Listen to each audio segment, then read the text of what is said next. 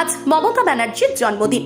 মমতা বন্দ্যোপাধ্যায় 1955 সালের 5ই জানুয়ারি কলকাতার হাজরা অঞ্চলে এক নিম্ন মধ্যবিত্ত সনাতন ব্রাহ্মণ পরিবারে জন্মগ্রহণ করেন।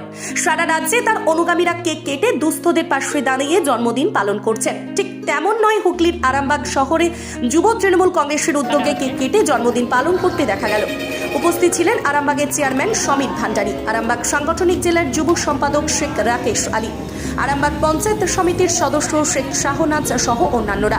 এ বিষয়ে কি জানাচ্ছেন বিস্তারিত দেখুন।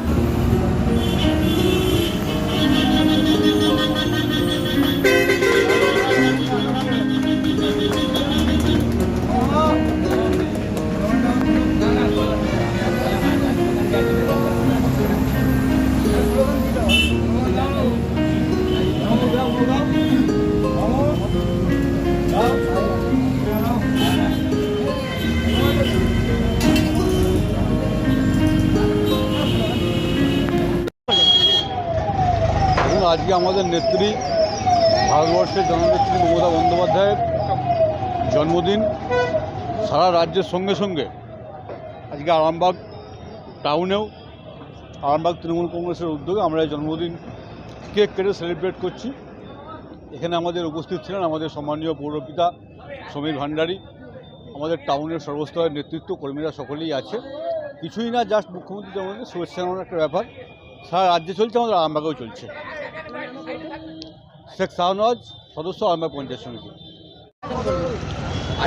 আজকে তৃণমূল কংগ্রেসের পক্ষ থেকে আয়োজনটা করা হয়েছিল। আজকের দিনে কীভাবে পালন করলেন? আজকের দিনে দিদি জন্মদিনে আমরা কেক কেটে সেলিব্রেট করে এবং মন্দিরে মসজিদে দিদি সুস্থ থাকার কামনা করি এবং যাতে সুন্দরভাবে যেভাবে পশ্চিমবাংলাকে তিনি চালিয়ে যাচ্ছেন যেন প্রত্যেকটা নাগরিকের পাশে দাঁড়িয়ে আগামী দিন আরও ভালো করে চালাতে পারে, এই কামনা করি।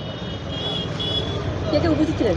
এখানে ছিলেন আরামবাগ পৌরপিতা সমীর ভান্ডারী মহাশয়, আমাদের রাজাদা, মানি, শান্ত, সকলেই উপস্থিত ছিল। আরামবাগ টাউনের যে কটা নেতৃবৃন্দ ছিল সকলেই ছিল। আমার নাম শেখ রাকেশ আলী, আমি আরামবাগ সাংগঠনিক জেলার সম্পাদক, যুবর সাধারণ সম্পাদক। সারাদিনে আপনার এলাকার খবর দেখতে আমাদের বাংলা দিশা ডিজিটাল ফেসবুক ও ইউটিউব পেজটি লাইক করে রাখুন এক্ষুনি। আপনারা দেখছেন আমার বাংলার নতুন দিশা, বাংলা দিশা।